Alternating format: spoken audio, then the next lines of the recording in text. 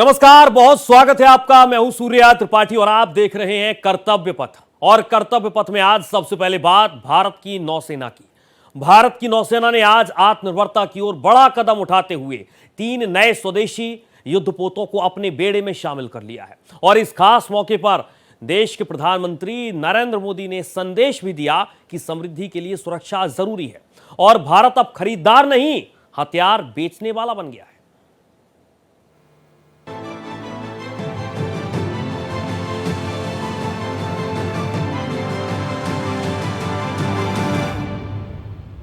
भारतीय नौसेना ने आज आत्मनिर्भरता की दिशा में एक ऐतिहासिक कदम उठाया है। कोलकाता के श्यामा प्रसाद मुखर्जी पोर्ट पर आयोजित समारोह में प्रधानमंत्री नरेंद्र मोदी की मौजूदगी में 3 नए स्वदेशी युद्धपोत नौसेना के बेड़े में शामिल किए गए। इनमें आईएनएस दूनागिरी, आईएनएस अग्रय और आईएनएस संशोधक शामिल हैं। प्रधानमंत्री मोदी ने कहा कि भारत अब केवल हथियार खरीदने वाला देश नहीं रहा, बल्कि कई देशों को आधुनिक हथियार बेच भी रहा है। उन्होंने इस मौके पर यह भी बताया कि 21 जून को वर्ल्ड हाइड्रोग्राफी डे मनाया जाता है और इसी दिन भारत का सबसे आधुनिक हाइड्रोग्राफी जहाज आईएनएस संशोधक कमीशन किया गया है। और जिस दिन निर्माता होंगे ना, उस दिन हम निर्णायक भी होंगे। और इस दिशा में तेजी से आगे बढ़ रहा है। बीते वर्षों में 40 से अधिक मेड इन इंडिया युद्धपोत और पनडुब्बियां नौसेना में शामिल हुई है। यानी लगभग हर कुछ सप्ताह में भारतीय नौसेना को एक नई शक्ति मिली है। पहले बात करते हैं आईएनएस दूनागिरी की। आईएनएस दूनागिरी प्रोजेक्ट 17A के तहत बना है। 17A के तहत निर्मित ये 5वां स्टील फ्रिगेट है। यह युद्धपोत अत्याधुनिक हथियारों, उन्नत सेंसर प्रणालियों से सुसज्जित है। इसमें सतह से हवा में मार करने वाली मिसाइल प्रणाली भी शामिल है। इसके नौसेना में शामिल होने से युद्ध क्षमता बढ़ेगी और भारत का समुद्री प्रभुत्व मजबूत होगा। अब बात करते हैं आईएनएस संशोधक की, जो नौसेना का 4था सर्वेक्षण जहाज है। यह तटीय और गहरे पानी में हाइड्रोग्राफिक सर्वे करने में सक्षम है। रक्षा असैन्य कार्यों के लिए, समुद्र विज्ञान के लिए इसे खास तौर पर डिजाइन किया गया है। भूभौतिकीय डेटा इकट्ठा करने में भी ये सक्षम है। यह युद्धपोत अत्याधुनिक सर्वेक्षण प्रणालियों से लैस है और समुद्र में सटीक और व्यापक सर्वेक्षण करने में सक्षम है। तीसरा युद्धपोत है INS Agray. Anti submarine warfare shallow watercraft का एक 4था युद्धपोत है। अर्नाला श्रेणी के anti submarine warfare shallow watercraft का युद्धपोत है। ये हल्के टॉर्पीडो स्वदेशी रॉकेट लॉन्चर से भी लैस है। अत्याधुनिक शैलो वाटर सोनार प्रणाली से भी लैस है। पनडुब्बी रोधी खतरों का प्रभावी ढंग से पता लगाने में सक्षम होना इसकी बड़ी खासियत है। उथले समुद्री क्षेत्रों में खतरों का पता लगाने में सक्षम होना इसे बहुत स्पेशल बना देता है। इस मौके पर प्रधानमंत्री मोदी ने कहा कि भारत ये भी जानता है कि शांति की रक्षा के लिए सामर्थ्य जरूरी है, समृद्धि की रक्षा के लिए सुरक्षा जरूरी है और भविष्य के निर्माण के लिए आत्मनिर्भरता। साथियों, एक समय था जब भारत की पहचान दुनिया के सबसे बड़े डिफेंस इंपोर्टर्स आयातकों में होती रही है। इस निर्भरता के कारण हमारे सामने रणनीतिक और सुरक्षा दोनों तरह की चुनौतियां भी हैं। और साथियों, एक तरफ देश में रक्षा उत्पादन तेजी से बढ़ा है, दूसरी तरफ हमारा डिफेंस एक्सपोर्ट अभूतपूर्व गति से बढ़ रहा है। प्रधानमंत्री मोदी ने आईएनएस विक्रांत से शुरू हुई आज तक की यात्रा को केवल नए युद्धपोतों की यात्रा नहीं, बल्कि भारत की बढ़ती आत्मनिर्भरता की यात्रा बताया। आज आईएनएस अग्रय, आईएनएस दूनागिरी और आईएनएस संशोधक इसी भावना के प्रतीक बनकर भारतीय नौसेना में शामिल हुए हैं। ये उस भारत के प्रतीक है जो 21वीं सदी में अपने सामर्थ्य को पहचान रहा है, जो अपनी क्षमताओं पर विश्वास कर रहा है और जो दुनिया के सामने नए आत्मविश्वास के साथ तेज गति से, ऊर्जा से भरे हुए संकल्प के साथ निरंतर आगे बढ़ रहा है। वर्तमान में भारतीय नौसेना के पास लगभग 145 सक्रिय युद्धपोत हैं और 2030 तक इस संख्या को 160 तक ले जाने का लक्ष्य है। इन तीनों जहाजों के शामिल होने से हिंद महासागर क्षेत्र में भारत की रणनीतिक स्थिति और मजबूत होगी। यह कदम भारत की आत्मनिर्भरता रक्षा नीति का प्रतीक है और यह दिखाता है कि भारत अपनी समुद्री सुरक्षा को लेकर कितनी गंभीरता से आगे बढ़ रहा है। कृष्णमोहन शर्मा, भारत एक्सप्रेस, दिल्ली।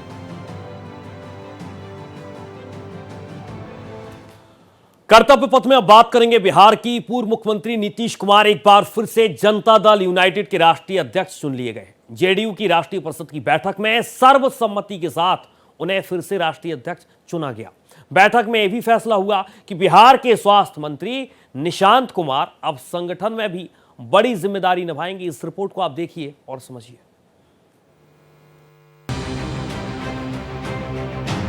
पटना में जनता दल यूनाइटेड की राज्य और राष्ट्रीय परिषद की बैठक में हिस्सा लेने जब पूर्व मुख्यमंत्री नीतीश कुमार पहुंचे तो फूलों की वर्षा के जरिए उनका जोरदार स्वागत किया गया। बैठक में कई अहम फैसले लिए गए, जैसे कि अपेक्षा थी नीतीश कुमार एक बार फिर से राष्ट्रीय अध्यक्ष चुन लिया गया। इसके साथ ही उमेश कुशवाहा को भी फिर से प्रदेश अध्यक्ष चुना गया।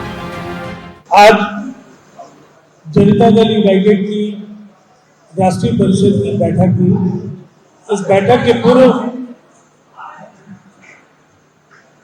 नवनिर्वाचित राज्य परिषद और उसके पहले निवर्तमान राष्ट्रीय पदाधिकारियों की बैठक हुई। इसके बाद निवर्तमान राष्ट्रीय कार्य समिति की बैठक। राष्ट्रीय परिषद की बैठक में नवनिर्वाचित अध्यक्ष माननीय नीतीश कुमार जी के निर्वाचन का अनुमोदन किया गया। आज प्रथम पाली में राज्य परिषद की बैठक हुई, जिसमें कि माननीय प्रदेश अध्यक्ष का जो चुनाव हुआ था उमेश सिंह कुशवाहा जी का, उनका अनुमोदन हुआ विधिवत रूप से। फिर सेकंड पाली में माननीय राष्ट्रीय अध्यक्ष आदरणीय हम सब के नेता आदरणीय नीतीश कुमार जी का जो राष्ट्रीय अध्यक्ष के लिए निर्वाचन हुआ था, राष्ट्रीय परिषद की बैठक में अनुमोदन हुआ। और हमारे नेता आदरणीय नीतीश कुमार जी के नेतृत्व में काम करना हम सब लोगों के लिए गौरव की बात है। उनके नेतृत्व में, न केवल उनके मार्गदर्शन में, उनके आशीर्वाद से बिहार की एनडीए सरकार काम कर रही है, बल्कि राज्य और देश में जनता दल यूनाइटेड और भी मजबूत होगा। बैठक में नीतीश कुमार की तारीफों के पुल बांधे गए। खुद मुख्यमंत्री पद छोड़ने के उनके फैसले को भारतीय राजनीति का अनूठा उदाहरण बताया गया। इसके साथ ही उनके शासनकाल में बिहार की भलाई के लिए उनके कामों की भी तारीफ की गई। नीतीश कुमार जी का सीएम पद त्याग कर राजनीतिक शुचिता, विश्वास और सहयोग का सर्वोत्तम उदाहरण है। सहज ढंग से सत्ता हस्तांतरण देश के राजनीतिक इतिहास की अद्वितीय घटना। नीतीश कुमार जी के समावेशी मॉडल का लाभ समाज के हर वर्ग को मिला। साल 2025 के विधानसभा चुनाव में जेडीयू ने 101 सीटें पर चुनाव लड़ा और 85 सीटें जीतकर जनता दल यूनाइटेड की स्थापना से आज तक का सर्वश्रेष्ठ स्ट्राइक रेट। बैठक में सबकी निगाहें नीतीश कुमार के बेटे और बिहार के स्वास्थ्य मंत्री निशांत कुमार पर लगी थी। बैठक में फैसला किया गया कि निशांत कुमार अब संगठन में भी बड़ी जिम्मेदारी निभाएंगे। जेडीयू नेताओं ने उन्हें पार्टी का भविष्य बताया। निशांत जी जब पार्टी में आए हैं तो और आज भी ये बात हुई यहाँ पर, जो हम लोगों का नेशनल काउंसिल था और स्टेट राज्य परिषद की मीटिंग थी, निशांत जी ही अभी सरकार में भी काम कर रहे हैं। आने वाले टाइम में वो पार्टी के काम में भी वो इन्वॉल्व होंगे और वही इस पार्टी के भविष्य है। निशांत जी हमारे पार्टी के भविष्य हैं और वो सक्रिय हो गए हैं, सरकार में मंत्री भी हैं और उनके नेतृत्व में भी आगे युवा है, नौजवान है और उनके नेतृत्व में हम पार्टी और भी सक्रिय होगी। ये परिषद की बैठक थी और उसमें हमारे सर्वमान्य नेता नीतीश कुमार जी फिर से राष्ट्रीय अध्यक्ष निर्विरोध निर्वाचित हुए हैं, जिसकी राष्ट्रीय परिषद ने पुष्टि की है, उसका अनुमोदन किया है। ये पूरे पार्टी के लिए, पार्टी के सभी सदस्यों के लिए प्रसन्नता का विषय है। और उस पर से भी आपने देखा कि आज भर दिन निशांत कुमार जी ने भी आज राज्य परिषद और राष्ट्रीय परिषद की बैठक में अत्यधिक सक्रियता से हिस्सा लिया है। इसके पार्टी कार्यकर्ता बहुत उत्साहित हैं, इसलिए कि इससे लगता है कि जनता दल यू का भविष्य उज्जवल है। निशांत कुमार ने भी कहा है कि वो अपने पिता के काम को आगे बढ़ाएंगे। हम जन जन को पार्टी से जोड़ने की कोशिश करेंगे और जो पिताजी का क्राइम, करप्शन, कम्युनिज्म से कभी समझौता नहीं, वो हम जारी रखेंगे। उन्होंने जो 20 साल विकास किया है, शिक्षा, स्वास्थ्य, रोजगार, सभी आधारभूत संरचनाओं का विकास किया, अल्पसंख्यक, अति पिछड़ा, सब कौम, सब क्षेत्र के लिए किया, हम आगे भी इस चीज को जारी रखेंगे। जेडीयू की बैठक में यह भी फैसला लिया गया है कि नीतीश कुमार अब राज्य के अलावा देश भर में भ्रमण करेंगे। वे आने वाले संसद के सत्र में भी शामिल होंगे।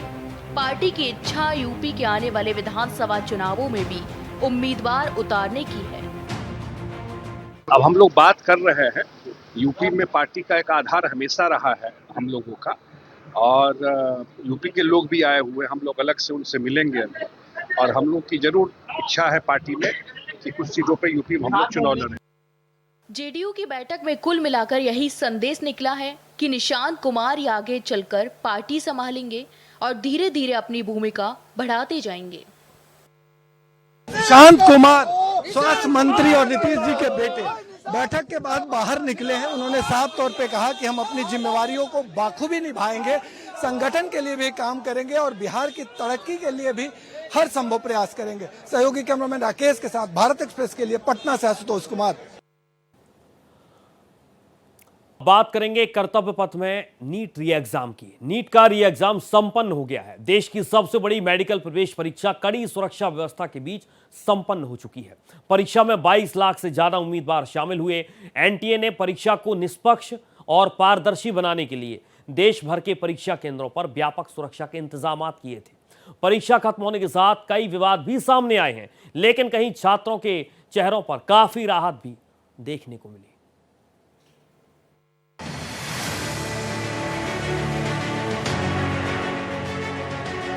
नीट परीक्षा को लेकर घमासान के बाद आखिरकार नीट का री एग्जाम संपन्न हुआ। 22 लाख से ज्यादा छात्रों ने एक बार फिर से अपनी किस्मत एनटीए के भरोसे छोड़ दी है। सफलतापूर्वक परीक्षा तो करा ली गई, लेकिन जिस परीक्षा को कराने के लिए देश की वायुसेना तक की मदद लेनी पड़ी, उस परीक्षा के परिणाम भी उतने ही निष्पक्ष होंगे, इस पर अभी भी सवाल है। नीट एग्जाम के बाद छात्रों ने बताया कि पेपर आउट होने के बाद से लेकर एग्जाम तक वो काफी प्रेशर में रहे। कुछ छात्रों ने पेपर टफ बताया, जबकि कुछ के लिए ये रूटीन एग्जाम पेपर की तरह था। मतलब सबने यही सजेस्ट किया कि अगर कर सकते हो, आगे पोटेंशियल है तो आगे चूज करो ड्रॉप लेने का, वरना अगर और भी चीज़ें हैं उसमें जाके ट्राई करो। पर स्टिल एमबीबीएस या फिर जो भी है ड्रीम है तो करना तो है ही। काफ़ी मतलब उसके अंदर ऐसे क्वेश्चंस थे जो प्रैक्टिकल लाइफ में अगर आपको नॉलेज है और आपने काफ़ी ज़्यादा स्टडी कर रखा है तो आप बहुत ईजिली उसको सॉल्व कर सकते हैं। सर पेपर कठिन था तो फिर उसमें फ़ायदा क्या मिला, लेकिन हाँ मिला, कुछ तो मिला। हाँ लेकिन सर पिछली बार जो हुआ था तो हमसे साइन पहले कराए गए थे, इस बार अटेंडेंस के बीच में बार बार आते हैं तो उसमें कम से कम 7 मिनट तो लग जाते हैं। देश की सबसे बड़ी मेडिकल प्रवेश परीक्षा नीट यूजी 2026 संपन्न हो चुकी है। परीक्षा खत्म होने के बाद छात्रों के चेहरे पर राहत तो दिखी, लेकिन पेपर को लेकर मिली जुली प्रतिक्रियाएं भी सामने आई। अधिकांश छात्रों का कहना है कि इस बार फिजिक्स के सवाल काफी कठिन थे और उन्हें हल करने में ज्यादा समय लगा। छात्रों ने पिछली बार पेपर लीक विवाद के बाद इस बार किए गए सुरक्षा इंतजामों की भी सराहना की। उनका कहना है कि परीक्षा केंद्रों पर व्यवस्था बेहतर रही और एनडीए की ओर से निगरानी और सुरक्षा के पर्याप्त इंतजाम किए गए थे, जिससे परीक्षा निष्पक्ष तरीके से संपन्न हुई। पिछली बार से टफ था पेपर, इसलिए सैचुरेट ज्यादा होंगे बच्चे, तो बेटर था पिछली बार से। इसमें हेल्प था, बहुत ज़्यादा हेल्पफुल था, मतलब इसलिए एनटीए को थैंक्स बोलना चाहूँगा। और अच्छा था मतलब, और लेकिन फिजिक्स और केमिस्ट्री मॉडरेट था, बायो लेकिन आसान थी। बढ़िया रहा, उसमें टाइम पूरा अच्छे से कैलकुलेट किया, ठीक रहा। परीक्षा में छात्रों को इस बार अतिरिक्त 15 मिनट का फायदा भी मिला। देखा जाए तो फिलहाल नीट यूजी 2026 की परीक्षा शांतिपूर्ण ढंग से संपन्न हो गई है और छात्रों के मुताबिक इस बार एनटीए ने पूरी सतर्कता बरतते हुए किसी भी प्रकार की चूक की संभावना को न्यूनतम रखने का प्रयास किया। सरकार ने नीट के रे एग्जाम की काफी तैयारी की थी। परीक्षा में 22,79,000 से ज्यादा अभ्यर्थी शामिल हुए। भारत में 551 शहरों में री एग्जाम हुआ, जबकि विदेशी 14 शहरों में परीक्षाएं हुई। 674 city coordinator, 6,669 exam observer, 2 lakh से ज्यादा कर्मियों की तैनाती, सभी केंद्रों पर सीसीटीवी से निगरानी, आधार आधारित बायोमेट्रिक वेरिफिकेशन। नीट एग्जाम में भले ही अभी पेपर लीक जैसी बातें सामने नहीं आई हैं, लेकिन लाखों छात्रों के माथे पर चिंता की लकीरें जरूर देखने को मिली हैं। छात्रों के मन में अभी भी कई सवाल थे कि क्या उनकी मेहनत इस बार भी उसी तरह जाया हो जाएगी जैसे कि पहली बार हुई थी। क्या इस बार भी शिक्षा माफिया सरकार की तमाम तैयारियों पर पानी फेरेंगे जो उसने छात्रों का भविष्य संवारने के लिए की। यदि आपको कहा जाए आपको 10 किलोमीटर दौड़ना है तो आप 10 किलोमीटर पूरी फुर्ती और ताकत के साथ दौड़ जाएंगे, लेकिन उसके बाद यदि आपको कहा जाए अभी 2 किलोमीटर और चलना है तो आपको दिक्कत होगी। कुछ इसी तरह की परेशानियों का सामना करते नजर आए ये नीट के री एग्ज़ाम देने वाले बच्चे, जिन्होंने स्टूडेंट्स ने बताया कि उन्होंने फिर से पढ़ाई की, लेकिन शायद मानसिक तौर पर वो उतने मजबूत नहीं थे जितने पहली बार थे। कैमरा पर्सन विक्रांत के साथ आदित्य द्विवेदी, भारत एक्सप्रेस, दिल्ली। तो फिलहाल कर्तव्य पथ में इतना ही। देश और दुनिया की तमाम खबरों के साथ आप देखते रहिए भारत एक्सप्रेस।